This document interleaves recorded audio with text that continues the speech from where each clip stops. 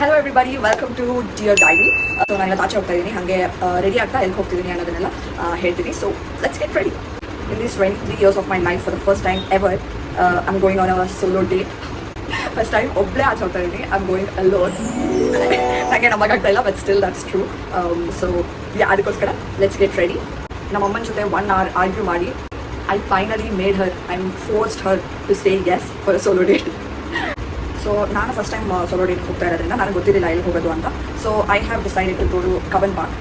So ಅಲ್ಲಿ ball Bhavan open ಇದ್ದರೆ ಅಲ್ಲಿ ಹೋಗೋಣ ಅಂತ ಇದ್ದೀನಿ, ಇಲ್ಲಾಂದರೆ ಸೆಂಟ್ರಲ್ ಲೈಬ್ರರಿ ಅಂತೂ ಇರುತ್ತೆ. So let's go there.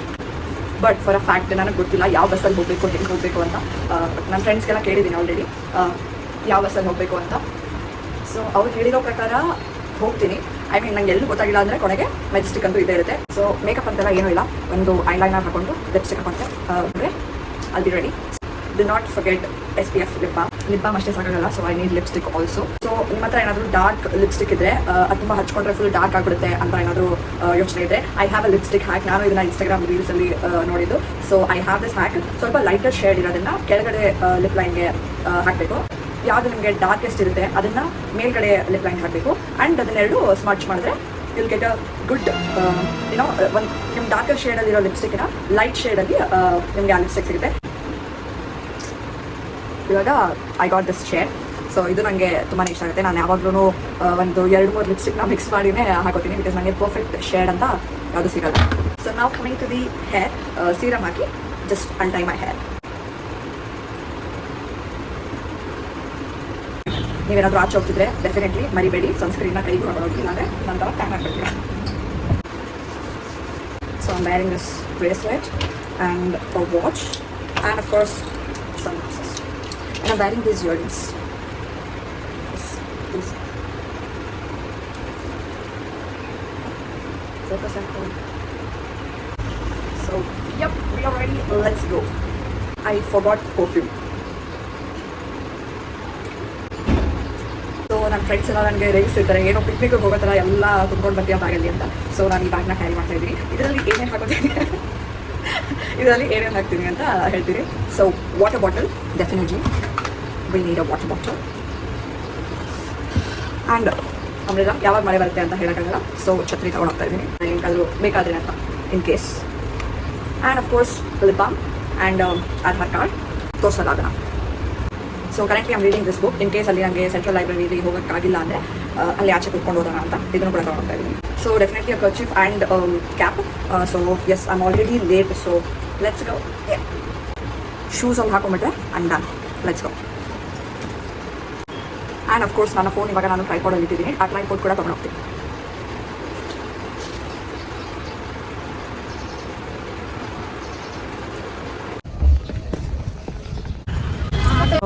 In the middle of Tuesday ಇಷ್ಟೊಂದು ಜನ ಇದ್ದಾರೆ. ಇಲ್ಲಿ ಕೂತ್ಕೊಳ್ಳೋಕ್ಕೆ ಜಾಗ ಇರಲಿಲ್ಲ. ಕೂತ್ಕೊಳ್ಳೋಕ್ಕೆ ಜಾಗನ ಒಂದು ಹಾಫ್ ಆನ್ ಅವರಿಂದ ಹುಡುಕಿ ಕೊನೆಗೆ ಈ ಮರದಡಿ. ನಾನು ಏನೇನೋ ಅಂದ್ಕೊಂಡು ಬಂದರೆ ಇಲ್ಲಿ ಏನೂ ಇಲ್ಲ. ಲೈಕ್ ಅಷ್ಟೊಂದು ಜನ ಸೇರಿಬಿಟ್ಟಿದ್ದಾರೆ ನೋಡಿದ್ದಾರೆ. ಆ್ಯಂಡ್ ಬಾಲ್ ಭವನ್ಗೆ ಹೋಗೋಣ ಅಂತ ಅಂದ್ಕೊಂಡ್ರೆ ಕ್ಯೂ ಅಲ್ಲಿ ನಿಂತ್ಕೊಂಡು ಟಿಕೆಟ್ ತೊಗೊಳಕ್ಕಲ್ಲಿ ಇವತ್ತೂ ಅಷ್ಟು ಜನ ಇದ್ದಾರೆ. ನಾನು ಅಂದ್ಕೊಂಡೆ ವೀಕೆಂಡ್ಸಲ್ಲಿ ಜಾಸ್ತಿ ಜನ ಇರ್ತಾರೆ, ವೀಕ್ ಡೇಸಲ್ಲಿ ಹೋದರೆ ಸಿಗುತ್ತೆ ಅಂತ. ಬಟ್ ಬಾಲ್ ಭವನಲ್ಲಿ ಇವಾಗಲೂ ಜನ ಇದ್ದಾರೆ. ಆ್ಯಂಡ್ ಸೆಂಟ್ರಲ್ ಲೈಬ್ರರಿಗೆ ಹೋಗ್ಬಿಟ್ಟು ಹೋಗೋಣ ಅಂತ ಅಂದ್ಕೊಂಡೆ. ಸೆಂಟ್ರಲ್ ಲೈಬ್ರರಿಯಲ್ಲಿ ಪೊಲೀಸ್ ಎಷ್ಟೊಂದು ಜನ ಪೊಲೀಸ್ ನಿಂತ್ಬಿಟ್ಟಿದ್ದಾರೆ ಸೆಂಟ್ರಲ್ ಲೈಬ್ರರಿ ಹತ್ರ. ಆ್ಯಂಡ್ ಕ್ಲೋಸ್ ಆಗಿದೆ ಅಂತ ಅನಿಸ್ತು ನನಗೆ, ಬಿಕಾಸ್ ಅಲ್ಲಿ ಎಂಟ್ರೆನ್ಸ್ಗೆ ಎಲ್ಲ ಫುಲ್ ಬ್ಯಾರಿಕೇಡ್ ಹಾಕ್ಬಿಟ್ಟಿದ್ರು. So I don't know. ಇವಾಗ ಇಲ್ಲೇ ಕೂತ್ಕೊಂಡು ನಾನು ಬುಕ್ ತೊಗೊಬಂದಿದ್ದೀನಿ, ಅದನ್ನು ಓದ್ತೀನಿ, ನೋಡೋಣ ಏನಾಗುತ್ತೆ ಅಂತ ಮುಂದೆ ಅಷ್ಟೇ.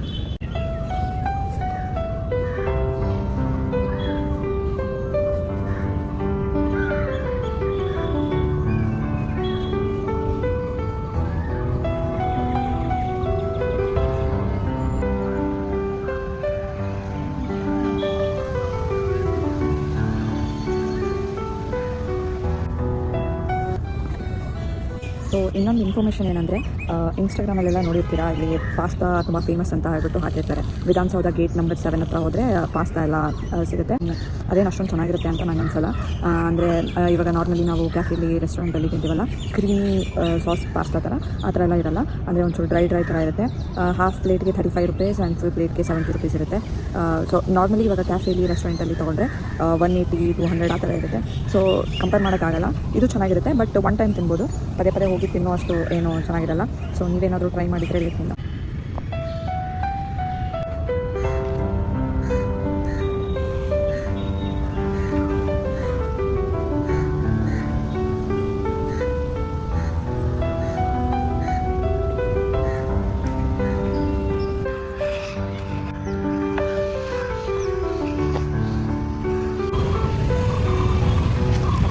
ಸೊ ಗೈಸ್, ಸೊ ಇವಾಗ ನಾನು ಸೋಲೋ ಡೇಟ್ಗೆ ಹೋಗಿ ಬಂದು ಆಲ್ಮೋಸ್ಟ್ ಒಂದು 20 days ಆಗೋಯ್ತು.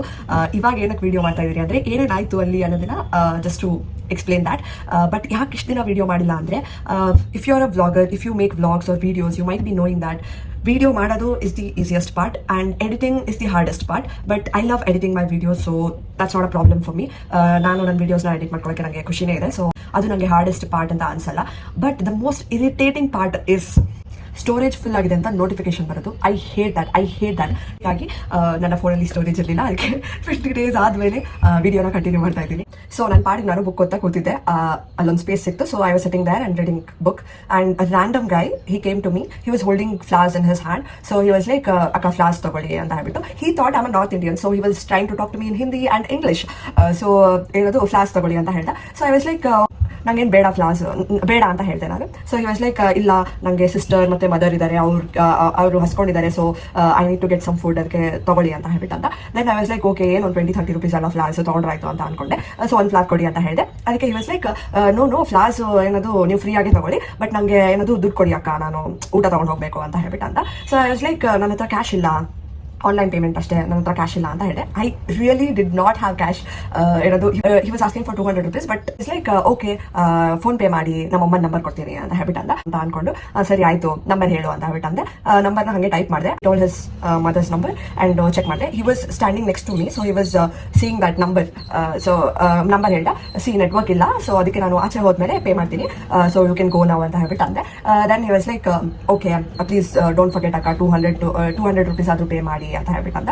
ಸರಿ ಆಯಿತು, if you want flowers you can take ಅಕ್ಕ ಫಾರ್ ಫ್ರೀ ಅಂತ ಹೇಳ್ಬಿಟ್ಟಂತ. ಅದಕ್ಕೆ ಇಲ್ಲ ಫ್ಲವರ್ಸ್ ಏನು ಬೇಡ, ಹೋಗು ನಾನು ಪೇ ಮಾಡ್ತೀನಿ ಆಮೇಲೆ ಅಂತ ಹೇಳ್ಬಿಟ್ಟಂತೆ. Then I started reading again. So he went of.